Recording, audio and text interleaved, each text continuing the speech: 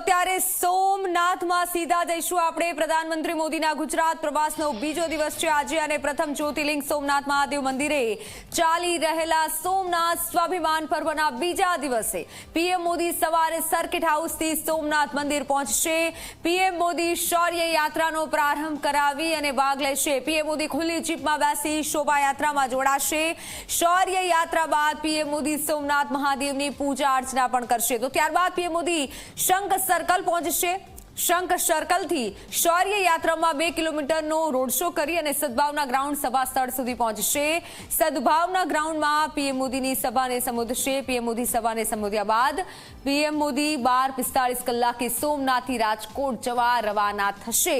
તો આજનો દિવસ ખાસ અને મહત્વનો છે। સ્વાભિમાન પર્વની ઉજવણી થઈ રહી છે સોમનાથ, અને ન માત્ર સોમનાથ, રાજ્યભરમાં પર્વની ઉજવણી થઈ રહી છે। અને આ સોમનાથનો માહોલ જુઓ કે જ્યાં સોમનાથમાં વિવિધ કાર્યક્રમો આજના દિવસે થવાના છે।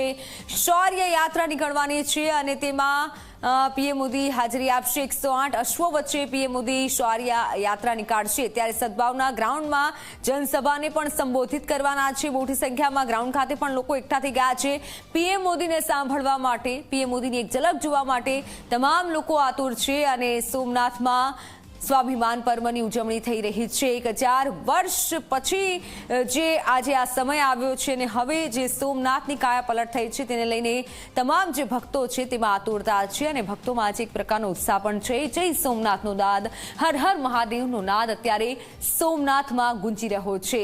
સોમનાથમાં ઠેર ઠેર અનેક કાર્યક્રમો આજના દિવસે થવાના છે।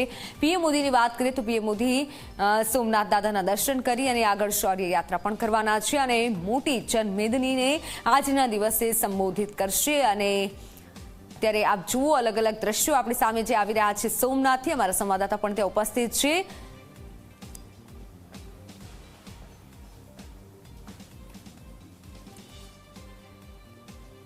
ત્યારે સોમનાથથી મારી સાથે સંવાદદાતા દર્શલ અને અર્પણ જોડાઈ ચૂક્યા છે। દર્શલ, આપની પાસે આવવા માંગે, સોમનાથમાં અત્યારે ભક્તોમાં કેવો ઉત્સાહ છે, ત્યાં કેવો માહોલ છે, કેવી તૈયારી?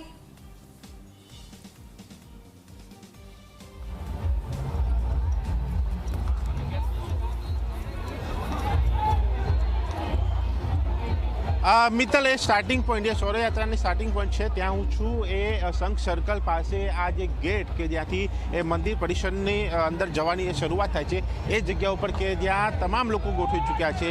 માનવ મહેરામણ સાથે આ જે અશ્વો, 108 અશ્વો જે આ શૌર્ય યાત્રામાં રાખવામાં આવ્યા છે તેના એ દ્રશ્યો જોઈ શકાય છે। સાથે ઋષિકુમારો એ પણ ગોઠવી ચૂક્યા છે, ખુલ્લી જીપ પણ ગોઠવી ચૂકી છે અને પ્રધાનમંત્રી નરેન્દ્ર મોદીના અહીંયા આવવાની અને એ બાદ શૌર્ય યાત્રા શરૂ થવાની એ રાહ છે એ જોવાઈ રહી છે। અને સાથે જે પ્રકારે રાખવામાં આવે છે એની એ લાંબી કતાર એ જોઈ શકાય છે કે જ્યાં એ અશ્વની પરેડ હશે અને ખાસ અશ્વની આ એક બ્રીડિંગ એ પણ અહીંયા હોય છે। એ વિશેષતા હોય છે આ અશ્વની, એ પણ અહીંયા જોવા મળે છે। કેવું લાગી રહ્યું છે? પહેલા તો આમ દૂરથી અમે જોમ જુસાથી ભાગ લીધો છે અને બહુ જ મજા આવે। આ થોડાક આમ નજીક અવાય, આ બ્રીડિંગ કેવી બ્રીડિંગ હોય છે, શું ખાસિયત? કાઠિયાવાડી, મારવાડી અને થોડો બ્રીડ। શું ખાસિયત, તાલીમ શું હોય? 10 મહિનાની તાલીમ હોય છે અને તાલીમબદ્ધ સવાર અને ઘોડા અશ્વ બંને તાલીમબદ્ધ હોય છે।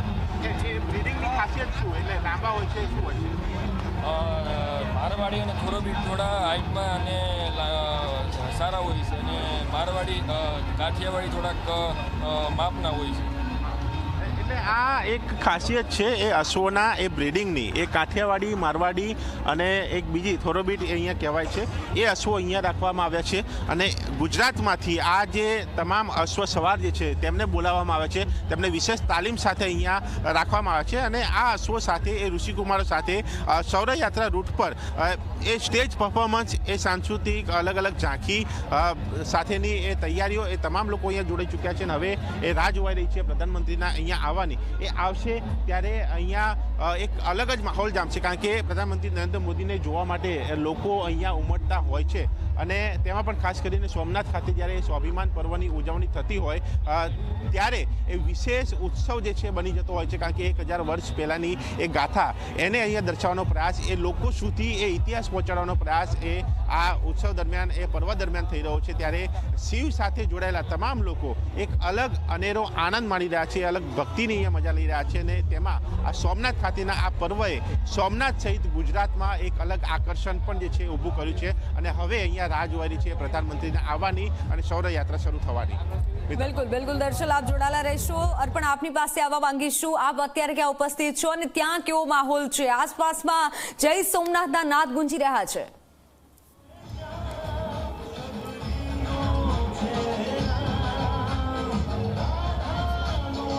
અર્પણ.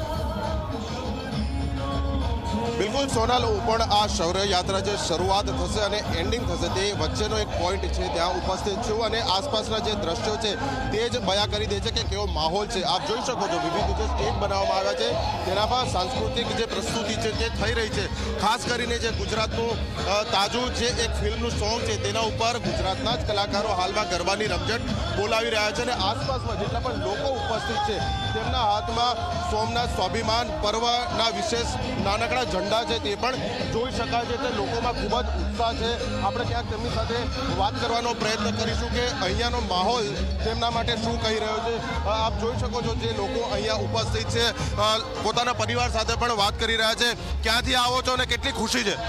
આજે નરેન્દ્ર મોદીનો જ્યારે 1000 વર્ષ પૂરા થયા છે ત્યારે અનેરો ઉત્સાહ. અમે જૂનાગઢથી આવીએ છીએ અને અમારી સાથે 10 વર્ષો સાથે અમે આવ્યા છીએ. અનેરો ઉત્સાહ, અને આ ઉત્સાહ આપણે હજી 1000 વર્ષ આવતા 1000 વર્ષ આપણે ટકાવી રાખીએ અને માણસોમાં વધુમાં વધુ દિલગીરી સાથે વ્યક્ત કરીએ એવી આશા રાખે. જય સોમનાથ. જય સોમનાથના નારા છે. અન્ય પણ વડીલ છે. કાકા, સોમનાથનો ઇતિહાસ અને એની ઉજવણી કેવી લાગણી છે? અરે મોદી સાહેબ આવ્યા એ જ અમારા માટે મોટી લાગણી છે. મોદી સાહેબ જેવું કોઈ છે નહીં ને મેળામાં મોદી સાહેબ આવ્યા તમે સમજો કે કોરિડોરનો ઉદ્ધાર થઈ જશે અને કોરિડોર આવી જશે. ગીર સોમનાથ બાજુ ત્યાં આજે યુવાઓ પણ છે. તમારી શું લાગણી છે? હરદાસભાઈ ગીરમાંથી આવ્યા છે, માલધારી આદિવાસી ચોટીલી વસાહતમાંથી હરદાસભાઈ રબારી. શું લાગણી છે આજના પર્વને લઈને? સારું છે. 1000 વર્ષ પહેલા આવું થયું તો પાછું અત્યારે થયું છે એ બહુ સારામાં સારું થયું છે. રાષ્ટ્રના વડાપ્રધાન આવે છે એ બહુ સારું કહેવાય, અમારા માટે ગૌરવ છે. તો સોનલ, આસપાસના વિસ્તારોમાંથી લોકો અહીંયા ઉમટી પડે છે અને ખાસ તો પ્રધાનમંત્રીની એક ઝલક જોવા માટે તેઓ તલપાપડ છે. બસ ગણતરીની મિનિટો જ બાકી છે કે જ્યાં પ્રધાનમંત્રીનું સ્ટાર્ટિંગ પોઈન્ટ ઉપર આગમન થશે. તે પૂર્વેને જેટલું સેટઅપ કરવાનું હોય તમામ ગોઠવાઈ ગયું છે. એટલે પ્રધાનમંત્રી આવ્યા બાદ યાત્રાની શરૂઆત પાછળ તરફથી થશે અને યાત્રા અહીંયાથી જ પસાર થવાની છે કે જ્યાં વીર હમીરજી સર્કલ આવેલું છે કે ત્યાં તેનું સમાપન થશે મંદિર પરિસરની બહાર. એટલે તમામ તૈયારીઓને આખરી ઓપ આપી દેવામાં આવ્યો છે. સુરક્ષાના પણ તમામ પાસા ઉપર પ્રધાનમંત્રીની સિક્યુરિટી સાથે સંકળાયેલા જે અધિકારીઓ છે છેલ્લામાં છેલ્લી ક્ષણની જે તકેદારી છે તે રાખી રહ્યા છે. ગુજરાત પોલીસના અધિકારીઓ કર્મચારીઓ પણ છે. આપ જોઈ શકો છો છેલ્લામાં છેલ્લી ક્ષણની જે સૂચનાઓ આપવામાં આવી રહી છે જેથી કરીને સુરક્ષા પ્રોટોકોલમાં ક્યાંય કોઈ કચાશ ન રહી જાય. એટલે બસ હવે રાહ જોવામાં આવી રહી છે કે પીએમ એકવાર સ્ટાર્ટિંગ પોઈન્ટ એટલે કે શંખ સર્કલ ઉપર પહોંચે અને તે બાદ આ શૌર્ય યાત્રાની શરૂઆત થાય કે જે યાત્રા રંગબેરંગી કલરો સાથે, કેમ કે અનેક પ્રકારની વેશભૂષા અશ્વ જે શણગારેલા છે 108, આ ઉપરાંત સાધુ સંતો, વિવિધ રાજ્યોની જે સંસ્કૃતિ છે તે તમામ આ શૌર્ય યાત્રામાં જોવા મળશે. સોનલ. બિલકુલ બિલકુલ અર્પણ, આપ જોડાયેલા રહેશો. તો આપ જુઓ સીધા દ્રશ્યો આપણી સામે આવી રહ્યા છે કે જ્યાં ડેપ્યુટી સીએમ પણ સ્થળ નિરીક્ષણ કરી રહ્યા છે અને રૂટ પર નીકળ્યા છે. શૌર્ય યાત્રા નીકળવાની છે અને આ શૌર્ય યાત્રા માટે અશ્વો પણ તૈયાર છે. અલગ અલગ નૃત્ય કરવામાં આવશે, રાસ રમવામાં આવશે. બહેનો પણ રાસ રમી અને પીએમનું સ્વાગત કરશે. ત્યારે આપ જુઓ કે વેશભૂષા પણ રાખવામાં આવી છે. નાનાથી લઈ મોટા તમામ લોકો હાલ સોમનાથ ખાતે ઉપસ્થિત છે.